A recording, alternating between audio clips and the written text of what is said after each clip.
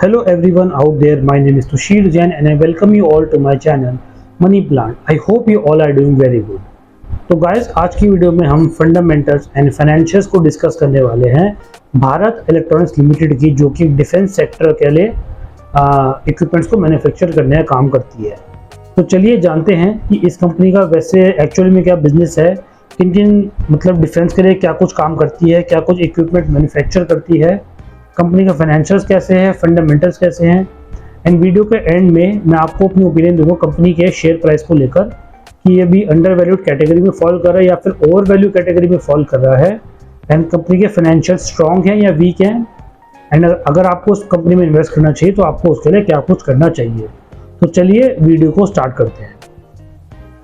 Company की थोड़ी history के बारे में जान लेते हैं। Incorporated in 1954, Bharat Electronics Limited manufactures and supplies electronic equipment and systems to the defense sector. Company was formed under the Ministry of Defense to handle Indian defense electronic needs.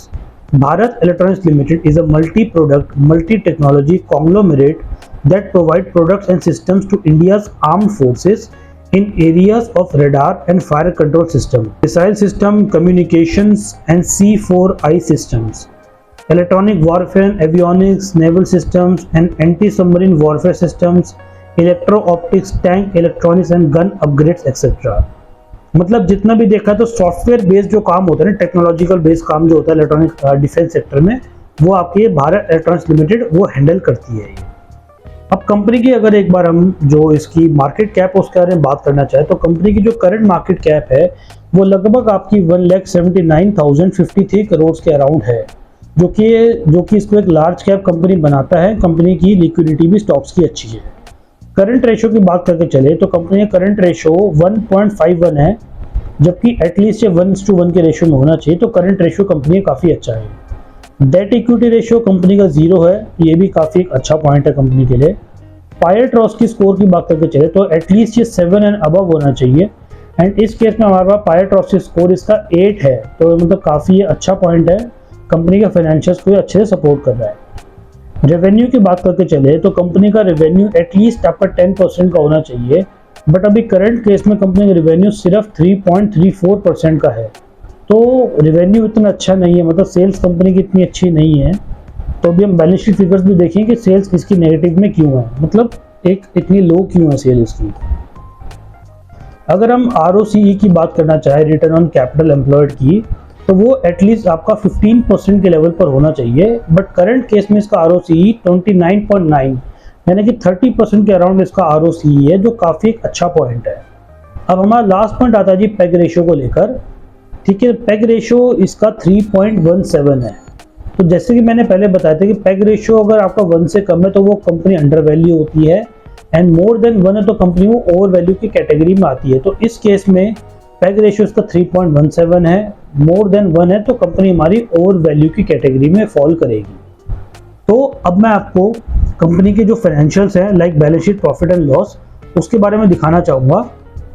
तो guys जैसे कि आप देख सकते हैं आपके screen पर Bharat electronics limited का मैंने मनी कंट्रोल का पेज है वो ओपन कर रखा है। ठीक है, अब अगर एक बार हम कंपनी के जो फाइनेंशियल्स हैं उस पर अगर हम जाएं एक बार, तो हम इसकी जो बैलेंस शीट है एंड प्रॉफिट एंड लॉस है उसको हम स्टडी करते हैं। ठीक है, इस कंपनी भी कंसोलिडेटेड डेटा होना मुश्किल ही है, नहीं कंसोलिडेटेड है इसमें, चलो अच्छा है। तो हम कोशिश करें कि हम कंपनी में अगर हमें कंसोलिडेटेड डेटा मिलता है तो हम उसी को स्टडी करें as compare to standalone. अगर कंसोलिडेटेड नहीं है तो हम स्टैंड अलोन डेटा को भी हम स्टडी कर सकते हैं। अगर हम सेल्स को देखा जाए एक बार तो मार्च 2020 में कंपनी की सेल थी 12,636 की, फिर सेल्स हुई इसकी 13,849, 15,084, 17,404 एंड करेंटली अभी सेल्स है इसकी 20,268 की। तो मतलब कंपनी के सेल्स जो हैं पिछले साल की कंपैरिजन में भी डिक्रीज ही हुई है, एंड जबकि पिछले सभी 5 सालों में कंपनी की सेल धीरे धीरे करके इंक्रीज हो रही थी। देखिए सेल देखा जाए तो ईयर बाय ईयर कंपनी की सेल्स जो है बढ़ ही रही है, इतनी भी सेल्स नहीं बढ़ रही है बट ठीक है सेल्स पॉजिटिव है, थोड़ा सा स्लाइटली इंक्रीजिंग ट्रेंड है, तो ज़्यादा इंक्रीजिंग ट्रेंड भी नहीं है, तो सेल्स अच्छी है कंपनी की, इसमें कोई दिक्कत वाली बात नहीं है। फिर अगर हम देखा जाए एक बार कंपनी का जो प्रॉफिट आफ्टर टैक्स है उसको देखा जाए एक बार, तो कंपनी का आप देखिए प्रॉफिट आफ्टर टैक्स भी ना थोड़ा थोड़ा करके बढ़ ही रहेगा। ईयर 2020 से कंपेयर करें तो उस टाइम इसका प्रॉफिट आफ्टर टैक्स था 1792.63 का, फिर हुआ 2069, 2354, 2950 एंड करंट ईयर में कंपनी ने प्रॉफिट आफ्टर टैक्स अपना दिया है 3943.11 करोड़ रुपीस का। तो प्रॉफिट भी कंपनी का इंक्रीजिंग ट्रेंड में ही है एंड करंट ईयर में कंपनी का प्रॉफिट काफ़ी अच्छा है पिछले 5 साल कंपैरिजन में। तो ये भी एक पॉजिटिव पॉइंट है कंपनी के लिए, ठीक है। अब अगर हम कंपनी की एक बार बैलेंस शीट को स्टडी करना चाहें एक बार हम, तो कंपनी की जो शेयर कैपिटल है वो शुरू के 3 साल में थी 243.66 करोड़ की, बट लास्ट के 2 इयर्स में कंपनी की शेयर कैपिटल बढ़ी है एंड लगभग 731 करोड़ के अराउंड हुई है। सो इसी के कंट्रास्ट में कंपनी की जो रिजर्व्स एंड सरप्लस है वो भी एक इंक्रीजिंग ट्रेंड में ही है। 9827 से लेकर अभी करंट रिजर्व सरप्लस कंपनी का 15595.49 करोड़ रुपीस है। तो यहाँ पे सिचुएशन बन के आ रही है हमारी लो कैपिटल एंड हाई रिजर्व्स। तो ये रेशो भी काफ़ी अच्छा है कंपनी के फाइनेंशियल्स के पॉइंट ऑफ व्यू से कि कंपनी का रिजर्व्स काफ़ी सारे हैं, कैपिटल कंपनी की कम है, तो ये अच्छा है देख रहे हैं। तो अब अगर हम करंट लाइबिलिटीज की बात करना चाहें तो कंपनी की नॉन करंट लाइबिलिटी देखा जाए तो शुरू में थोड़ी इंक्रीज हुई, फिर थोड़ी वो डिक्रीज भी हुई है, बट अगर इसको हम शेयर होल्डर फंड के कंट्रास्ट में कंपेयर करके चले तो कंपनी का डेट इक्विटी रेशियो बहुत ही कम आ रहा है। मतलब देखिए अगर हम करंट ईयर का निकालना चाहे डेट इक्विटी रेशियो तो 1155 डिवाइडेड बाय 16326 अब देख सकते 0.07 करके कंपनी का भी जो डेट इक्विटी रेशियो है वो आ रहा है। तो डेट इक्विटी रेशियो के पॉइंट से भी कंपनी फेवरेबल है। अगर हम करंट एसेट्स और करंट लाइबिलिटीज को देखेगा एक बार हम, तो कंपनी की करंट एसेट जो है ईयर बाय ईयर इंक्रीज ही होती आ रही है। करंट ईयर में जो करंट एसेट्स है वो 34062 मैं देखिए प्रैक्टिकल निकाल के दिखा रहा हूँ आपको उसके बैलेंस शीट फिगर से करंट रेशियो को। करंट लाइबिलिटी है 22026 तो 1.54 के अराउंड इसका जो करंट रेशियो है वो आ रहा है एंड मेरी वर्ड की फाइल में 1.51 है। तो करंट एसेट्स और करंट लाइबिलिटीज भी कंपनी की अच्छी है, मतलब कंपनी अपनी करंट लाइबिलिटी के ऑब्लिगेशंस को आराम से अपनी करंट एसेट्स के थ्रू फुलफिल कर सकती है। तो इस पॉइंट से भी कंपनी को कोई भी चिंता करने की जरूरत नहीं है। अब अगर हम लास्ट पॉइंट अपना कंटिजेंट लाइबिलिटीज को देखना चाहें एक बार, तो पिछले 4 सालों में कंपनी की कंटिजेंट लाइबिलिटी कहीं ना कहीं थी, मतलब कुछ एक करोड़ में वैल्यू थी, बट इस साल में कंपनी की जो कंटिजेंट लाइबिलिटी है वो 0 है।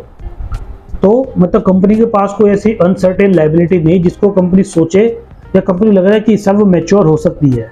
अगर वो लाइबिलिटी मैच्योर नहीं हो रही है, कंपनी को ऐसा नहीं लग रहा है, तो कंपनी उस अमाउंट को अपने बुक्स ऑफ अकाउंट्स में रिकॉर्ड नहीं करेगी। तो इसी के चलते कंटिजेंट लाइबिलिटी भी कंपनी की अभी 0 है, ठीक है। तो गाइस यही था भारत इलेक्ट्रॉनिक्स लिमिटेड का फाइनेंशियल्स और फंडामेंटल्स जो कि मैंने आप सबसे डिस्कस किए।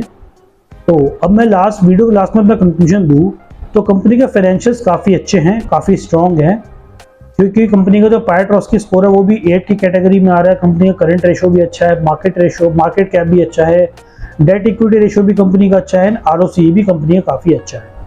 तो कंपनी का फाइनेंशियल काफ़ी स्ट्रॉन्ग है, ठीक है।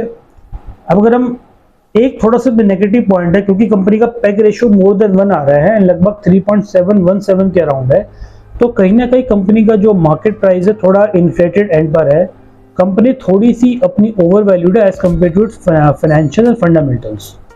तो मेरे अकॉर्डिंग शायद कंपनी में थोड़ा करेक्शन कभी फ्यूचर में देखा जा सकता है इसके फाइनेंशियल्स को अगर वो मैच करेगा तो गाइज अगर आप भी भारत इलेक्ट्रॉनिक्स लिमिटेड में इन्वेस्ट करना चाह रहे हैं तो आप मेरी इस वीडियो का रेफरेंस लेकर अपनी खुद की भी एक डिटेल रिसर्च एंड एनालिसिस कर सकते हैं इस कंपनी में कुछ भी अमाउंट इन्वेस्ट करने से पहले। तो गाइस ये वीडियो को कैसी लगी जरूर मुझे आप उस चीज़ के बारे में कमेंट सेक्शन में बता सकते हैं एंड इसी प्रकार की इंफॉर्मेटिव वीडियोस के लिए बने रहिएगा मेरे चैनल मनी प्लांट के साथ। Thank you so much.